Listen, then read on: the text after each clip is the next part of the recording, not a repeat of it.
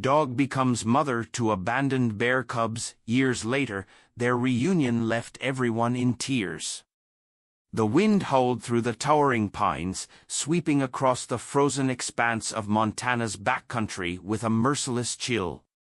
Snow piled high against the wooden fences of Blue Pine Sanctuary, its vast 40 acres buried beneath winter's icy grip.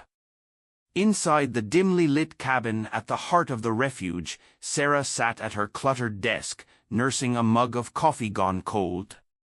Her tired eyes flicked over the records scattered before her, notes on animals currently housed in the sanctuary, an injured elk, a fox recovering from frostbite, and the latest arrivals, a pair of orphaned lynx kittens. It had been a brutal season, one that seemed to stretch endlessly, testing even the hardiest creatures of the wild.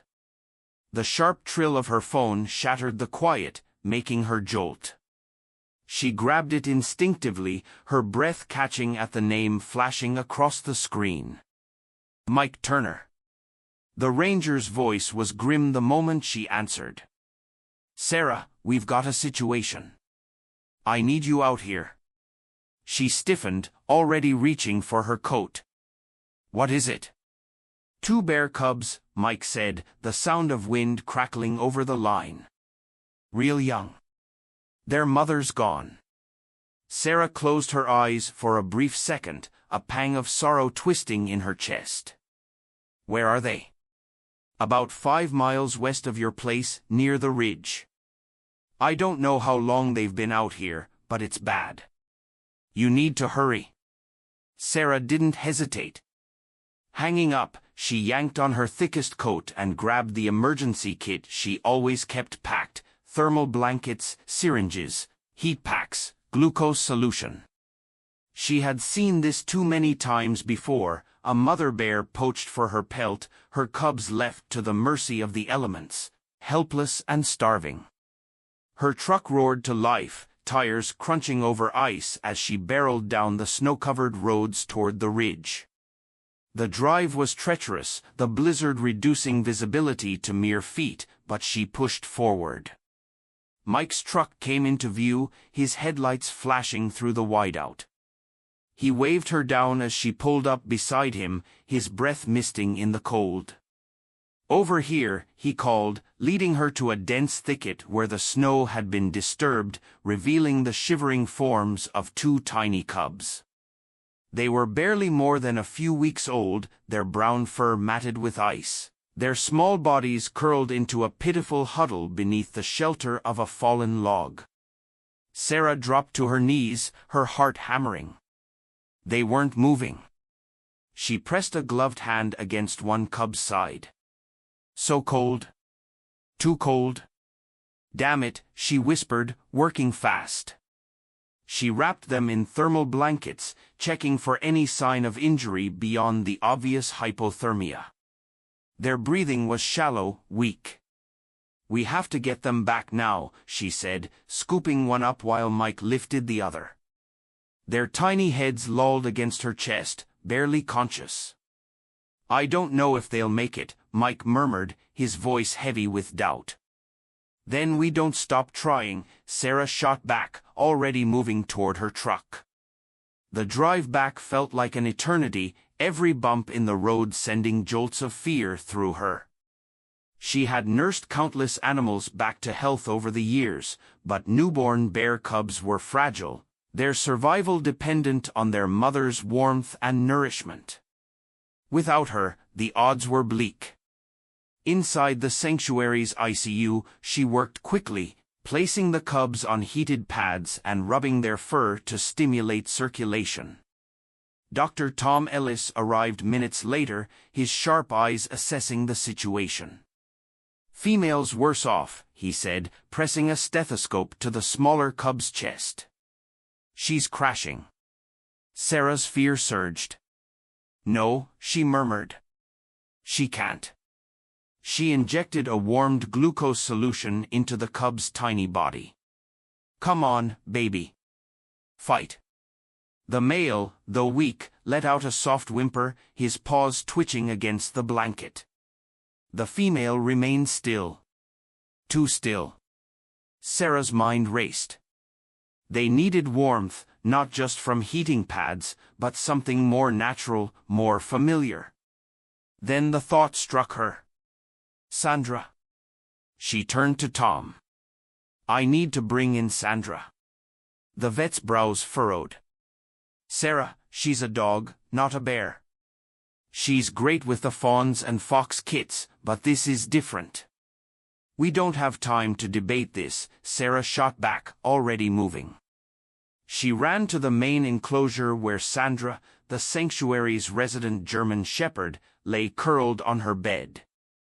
The old dog lifted her head at Sarah's approach, her dark eyes soft with familiarity. Come on, girl, Sarah whispered, kneeling beside her. I need your help. Sandra had been with the sanctuary for years, a calm and steady presence for countless orphaned animals. She had been surrendered by a grieving family, and over time, she had become more than just a rescue, she was family. But she had never been introduced to predators. Sarah hesitated for a fraction of a second before leading her into the ICU. The moment Sandra stepped inside, the cub's scent filled her nose.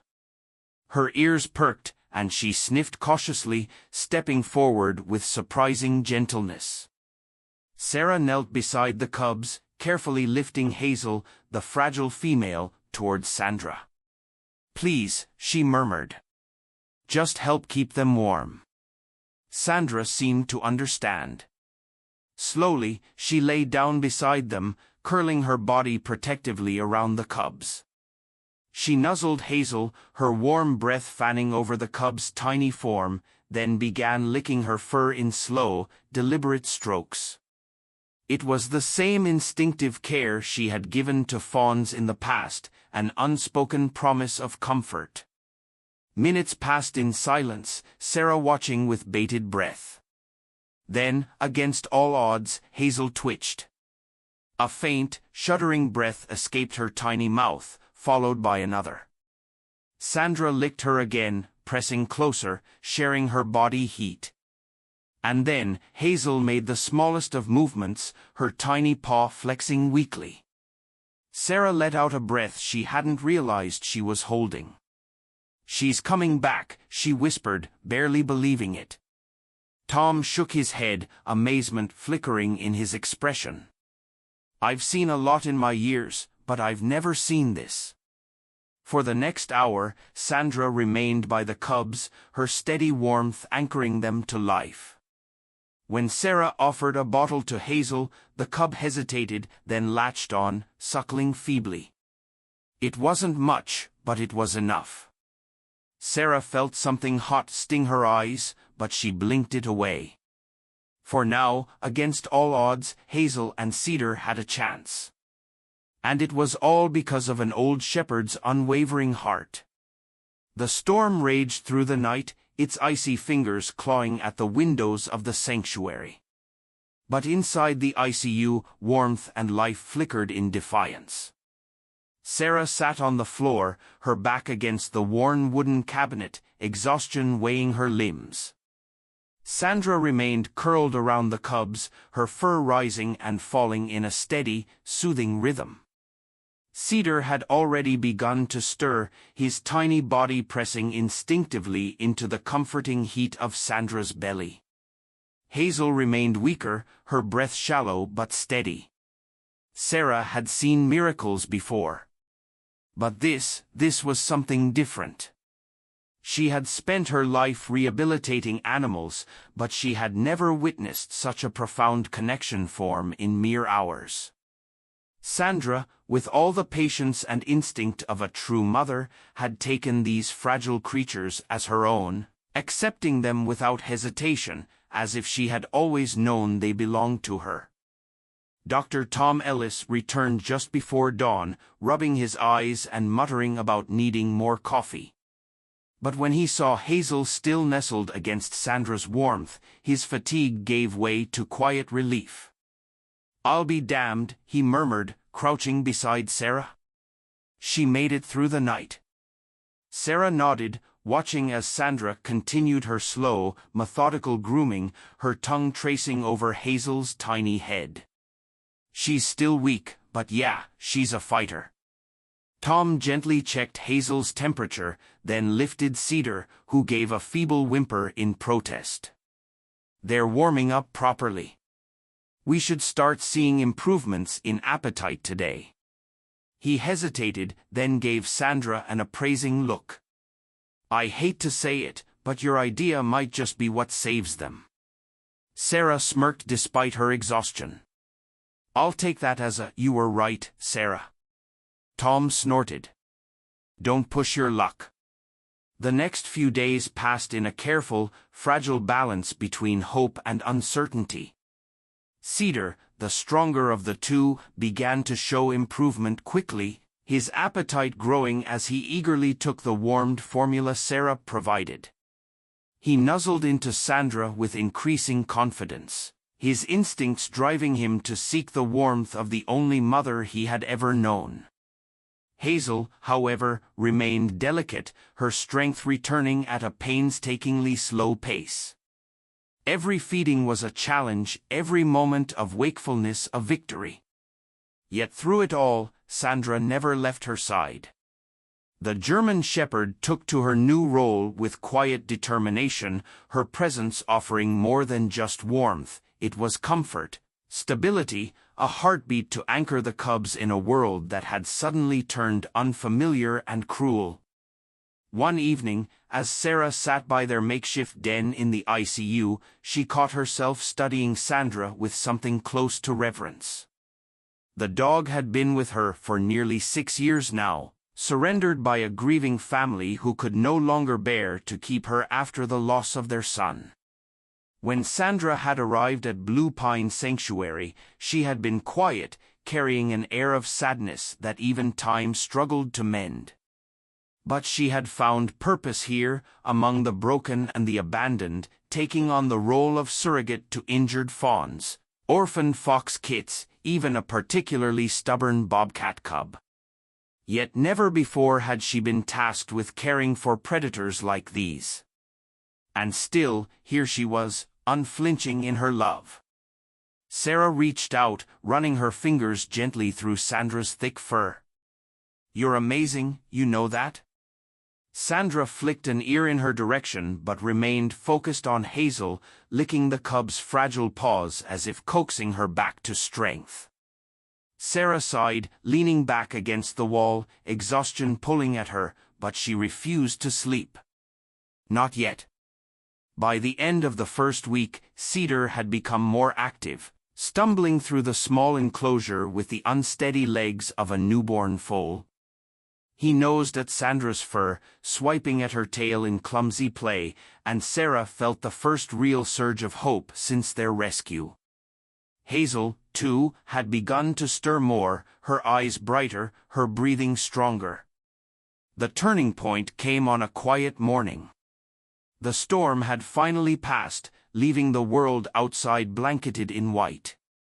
Sarah had just finished preparing their morning feed when she heard it, a tiny, high-pitched sound, something between a whimper and a purr. She turned quickly, her heart leaping into her throat. Hazel was moving. Her small paws pushed against Sandra's side. She lifted her tiny head and let out another noise, this time slightly louder. Cedar, now stronger, responded instantly, pressing his nose against his sister's as if urging her on. Hazel opened her mouth, and though she was still weak, she did something she hadn't done since the first day. She tried to stand. Sarah held her breath, watching as Hazel wobbled, her frail legs trembling beneath her weight. Sandra, ever patient, remained still, allowing Hazel to press into her warmth for balance. And then, with a tiny, determined huff, Hazel took a single shaky step forward. Sarah exhaled sharply, the overwhelming surge of emotion nearly knocking the breath from her lungs. "That's it, baby," she whispered, feeling an unexpected sting behind her eyes. "You've got this." Tom, who had just entered the ICU, paused in the doorway. "Well, I'll be damned," he murmured. He knelt beside Sarah, watching as Hazel attempted another step, stumbling but refusing to give up.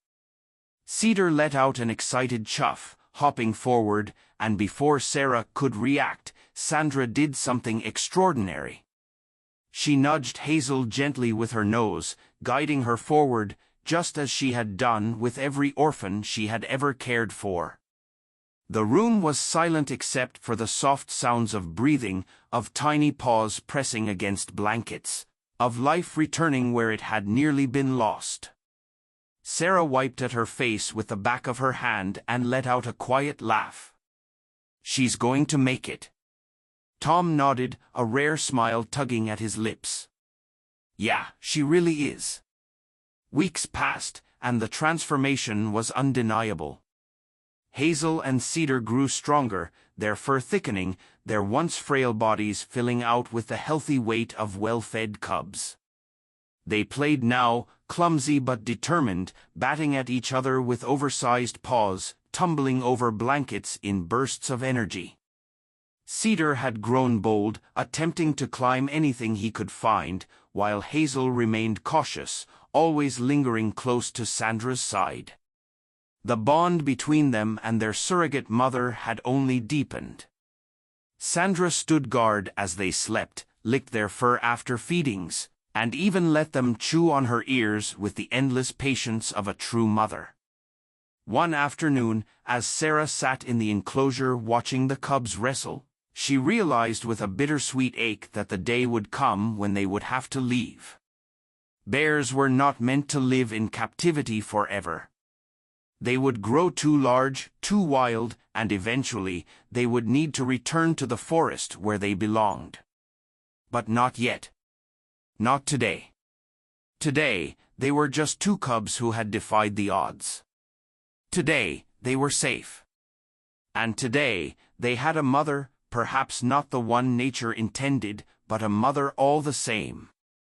Sandra lay nearby, watching as Hazel and Cedar tumbled together, her ears flicking at their excited squeaks. Sarah reached out and scratched behind her ears, her voice filled with quiet admiration. "You saved them," she murmured. "You really saved them." Sandra didn't respond, not in words. But as Hazel curled into her side and Cedar followed suit, pressing against her warmth, the old shepherd let out a slow, contented sigh. And in that moment, Sarah knew the truth. Love, in its purest form, knew no boundaries. Spring arrived hesitantly in Montana, the snow receding in sluggish patches, revealing the damp earth beneath. The towering pines surrounding Blue Pine Sanctuary swayed in the warming breeze, their needles heavy with the remnants of winter's frost. Within the sanctuary's ICU, life thrived in a way that defied the bitter season that had nearly stolen it away. Hazel and Cedar were no longer the fragile, trembling cubs Sarah had rescued. Weeks of nourishment and unwavering care had transformed them. Cedar had grown bold and adventurous, his eyes filled with curiosity as he explored every inch of his enclosure, his oversized paws clumsy but eager. Hazel, still more cautious, lingered close to Sandra, following the old shepherd like a shadow, her small body pressing against the warmth that had become her lifeline. Sandra accepted her role without hesitation, the unspoken understanding between her and the cubs deepening with each passing day.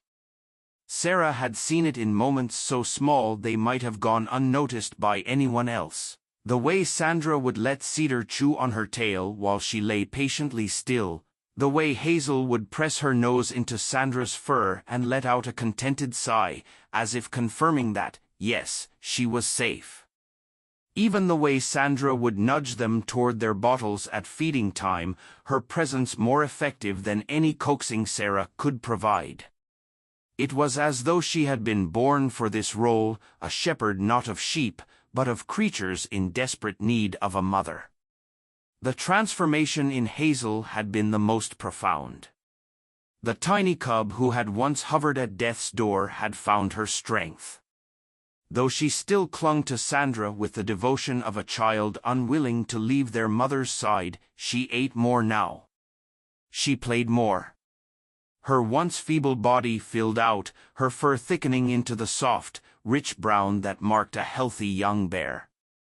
Sarah watched them closely, knowing the day would come when she would have to begin the process of reintroducing them.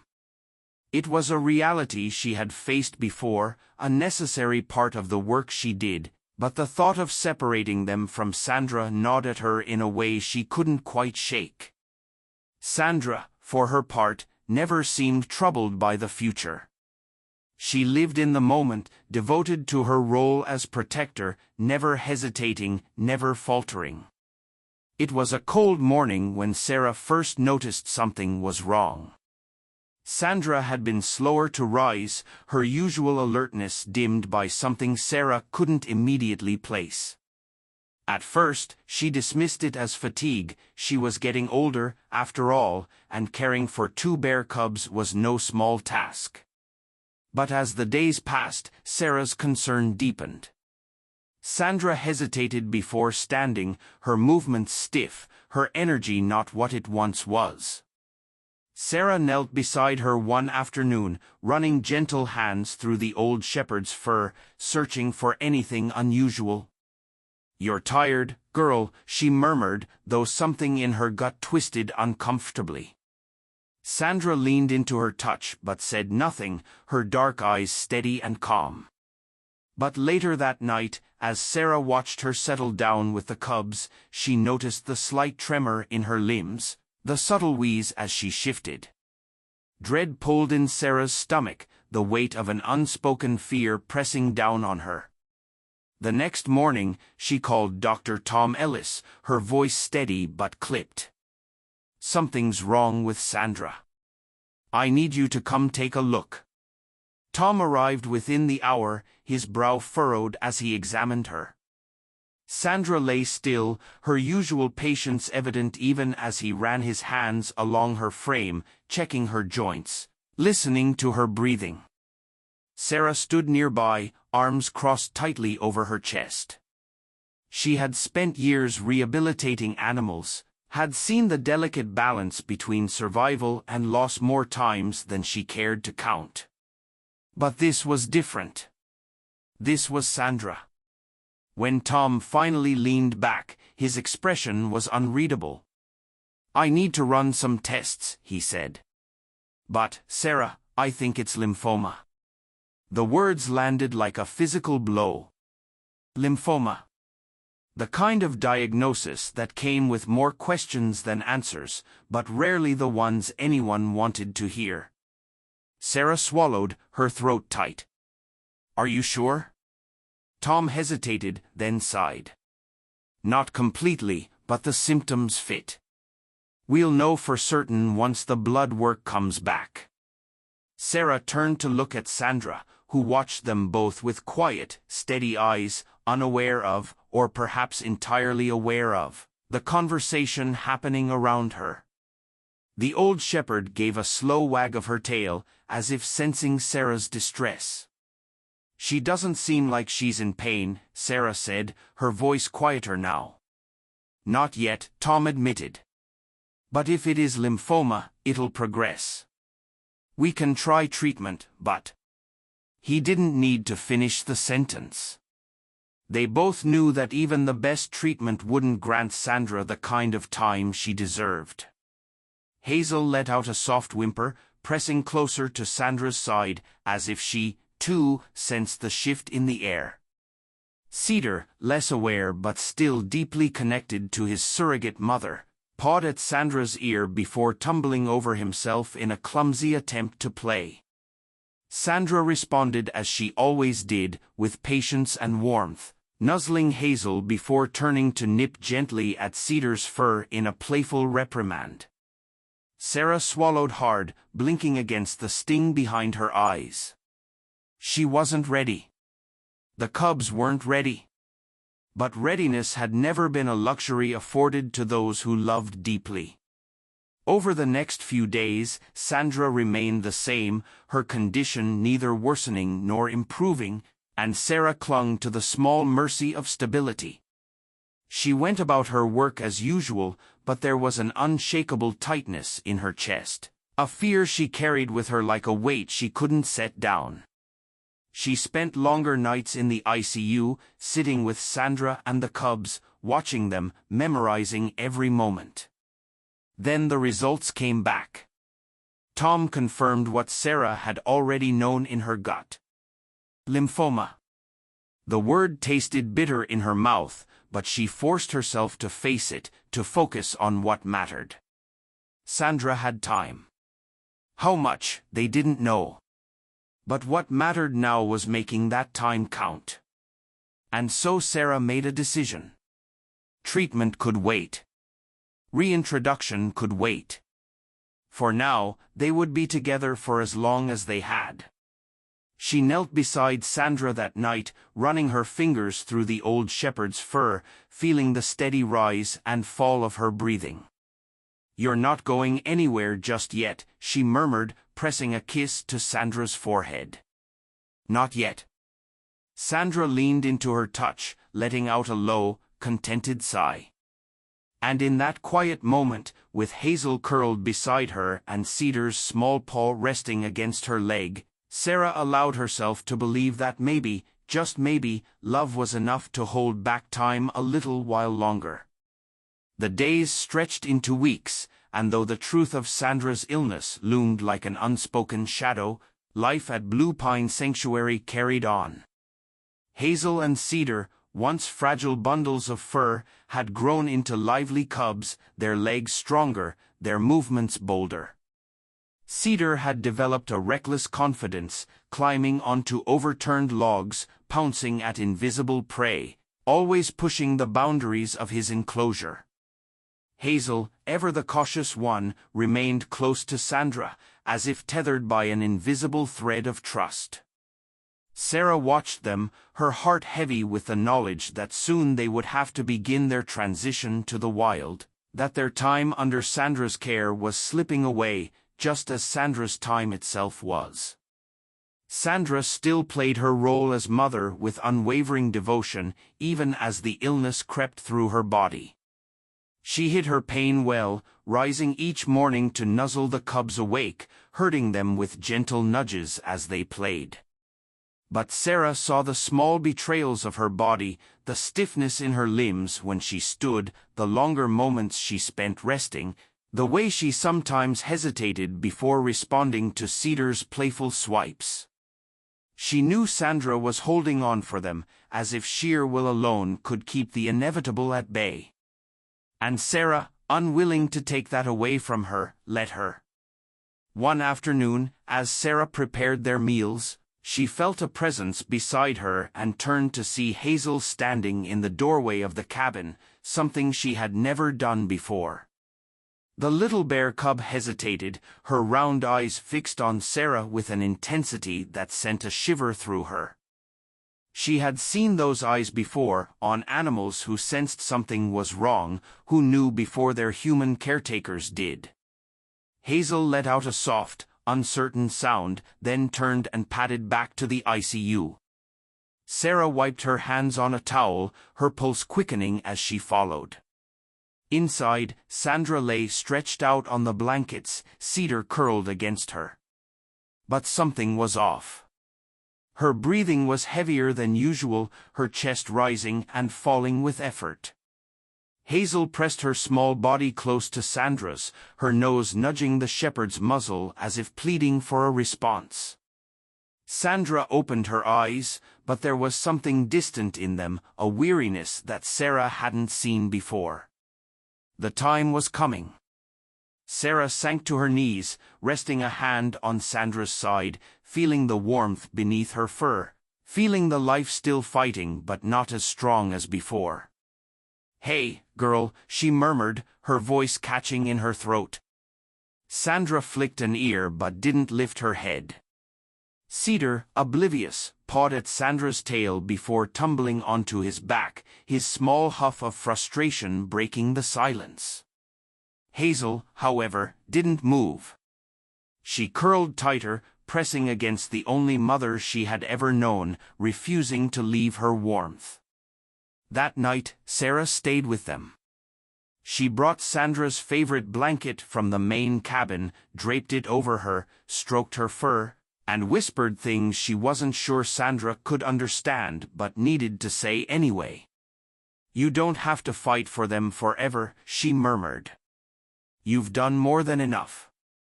Sandra exhaled a slow breath, her body relaxing slightly against Sarah's touch, as if finally allowing herself to be tired. The next morning, Sarah made the call. Dr. Tom Ellis arrived within the hour, his face carefully neutral as he set down his bag. "How is she?" he asked, though the answer was already in his eyes. Sarah ran a hand over her face, exhaustion lining every inch of her expression. "She's tired," she admitted, "but she's still here." Tom nodded, kneeling beside Sandra, his touch gentle as he checked her pulse and ran a careful hand along her ribs. Hazel watched him, her small body tense, her gaze locked onto every movement he made. "She's slowing down," Tom said finally, his voice low. "Her lymph nodes are worse. She's not in pain yet, but it won't be long." The words hit Sarah harder than she expected, as if hearing them aloud made it real in a way she had been avoiding. She looked down at Sandra, who was watching her with quiet understanding. And she knew Sandra wasn't afraid. She had never been afraid. Not when she first came to the sanctuary. Not when she took in the cubs. Not even now. Sarah let out a slow breath. "She stays here," she said firmly. "With them. With me." Tom nodded, as if he had expected nothing less. "I'll bring some medication to keep her comfortable," he said. "But when the time comes," he hesitated. "She'll let you know." The next few weeks were a slow, painful countdown. Sarah did everything she could to make Sandra comfortable. She set up a soft bed of blankets by the window so she could feel the warmth of the afternoon sun, let her out into the grass when the weather was good, and fed her by hand when she was too weak to stand. Through it all, Hazel never left her side. Cedar, too full of restless energy, didn't understand why Sandra wasn't playing anymore, why Hazel no longer joined him in his clumsy games. But Hazel knew.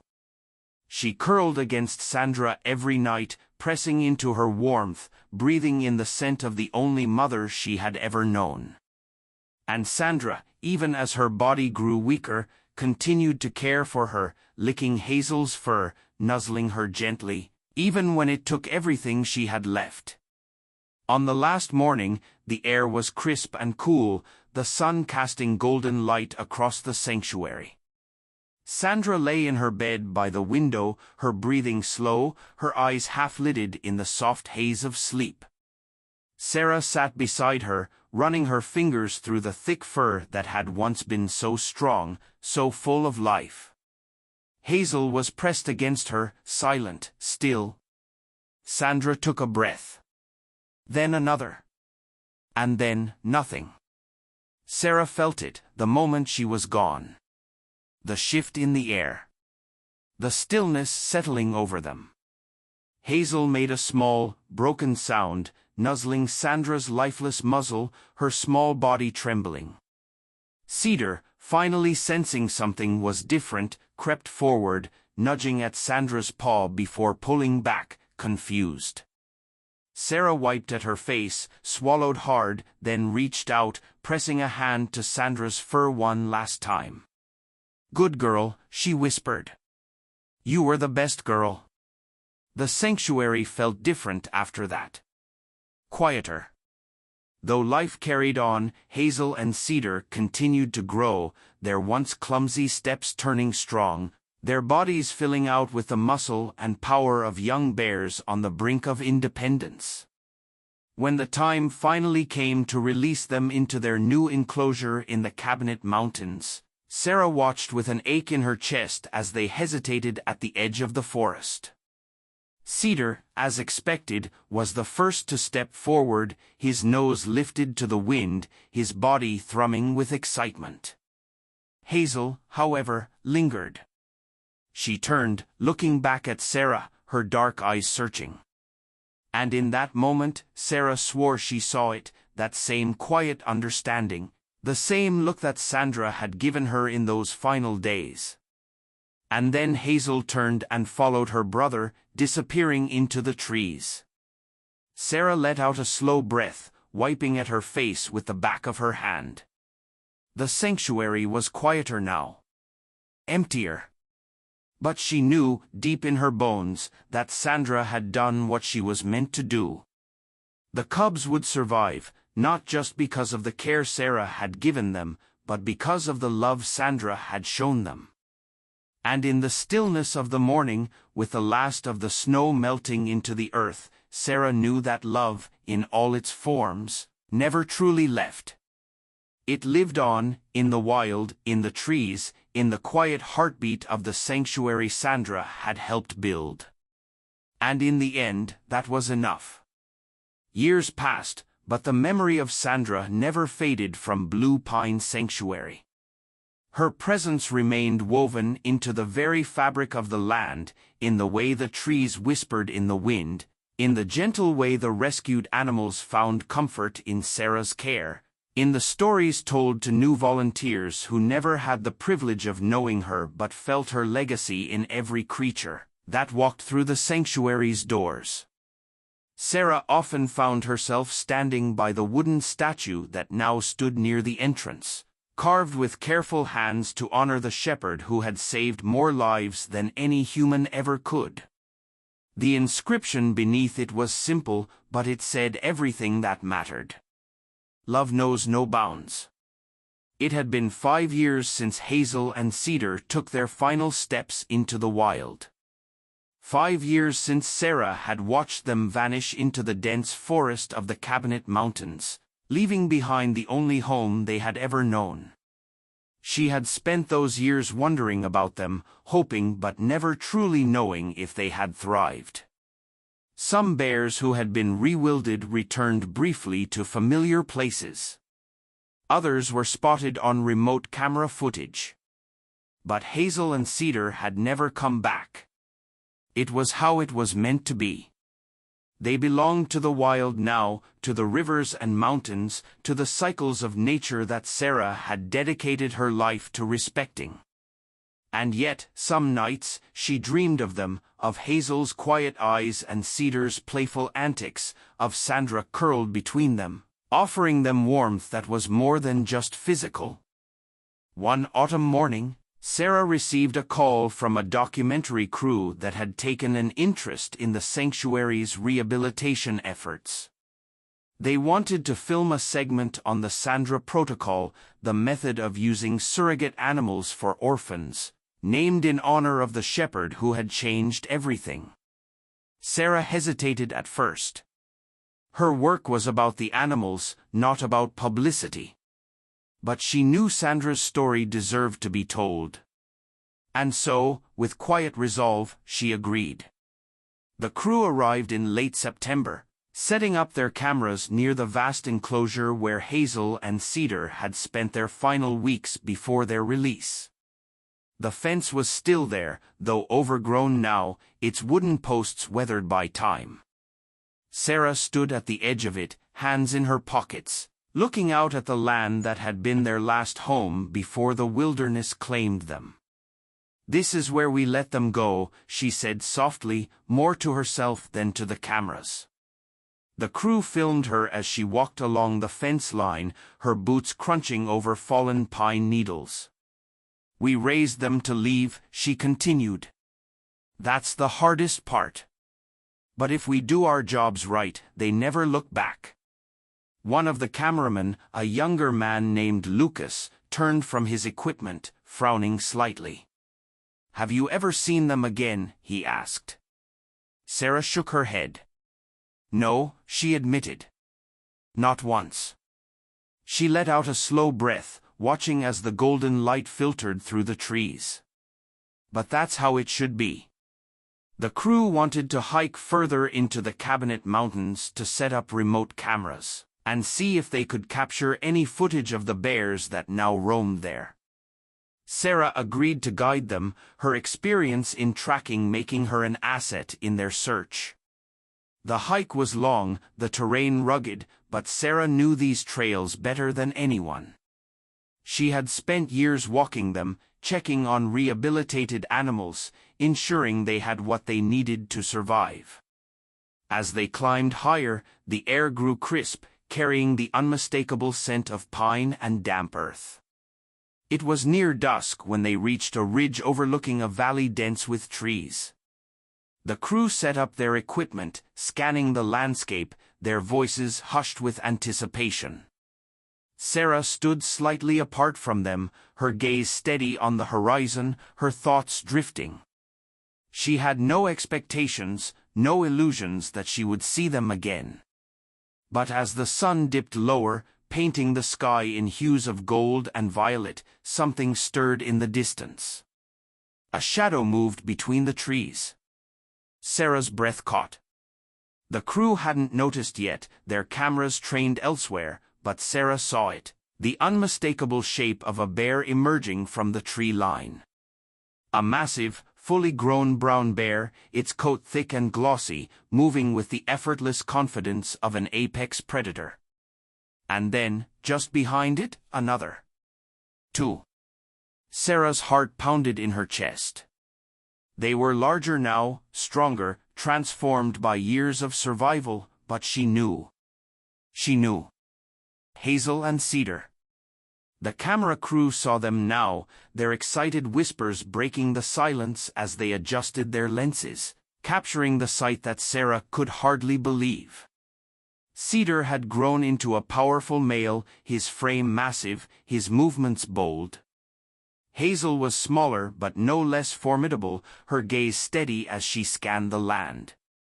Even after all these years, she was still the watchful one, still the cautious soul who had pressed close to Sandra for comfort. And then something happened that sent a shiver down Sarah's spine. Hazel turned her head and looked at her. Not just in passing, not as a mere acknowledgement of a human standing at a distance, but as something more. A recognition. A thread of something unspoken passing between them, something ancient and unbreakable. Sarah felt her throat tighten. She wanted to say something, even if it was ridiculous, even if Hazel couldn't possibly understand the words. But before she could, Hazel did something that made the entire world stand still. She took a step forward. Just one. Sarah's breath hitched. The cameras were capturing everything, but for Sarah, the moment existed outside of any lens, beyond any documentary. It was just them, Hazel, the orphaned cub who had once clung to Sandra for warmth, now standing before her as a fully grown bear, powerful and untamed, yet still there. Then, just as silently as she had come, Hazel exhaled softly, almost a sigh, before turning away. Cedar followed, their massive forms retreating back into the wilderness, vanishing into the trees. Gone. Sarah let out a slow, shaky breath, her hands trembling at her sides. She didn't know how long she stood there, staring at the empty space where they had been, listening to the wind whisper through the trees. But she knew, deep in her soul, that Sandra had been there too. Not in body, but in the bond that had never truly broken, in the love that had transcended species, in the lesson she had left behind, that love was not confined to blood, nor to time, nor even to life itself. She turned to the crew, blinking away the moisture in her eyes, a small, bittersweet smile curving her lips. "You got your story," she murmured. Lucas nodded, his own expression one of awe. "Yeah," he said quietly. "But I think it's more than that." Sarah exhaled, glancing once more at the forest, at the place where Hazel and Cedar had stood. She didn't need to see them again to know they were out there, thriving, living as they were always meant to. And somehow, she knew Sandra was with them still,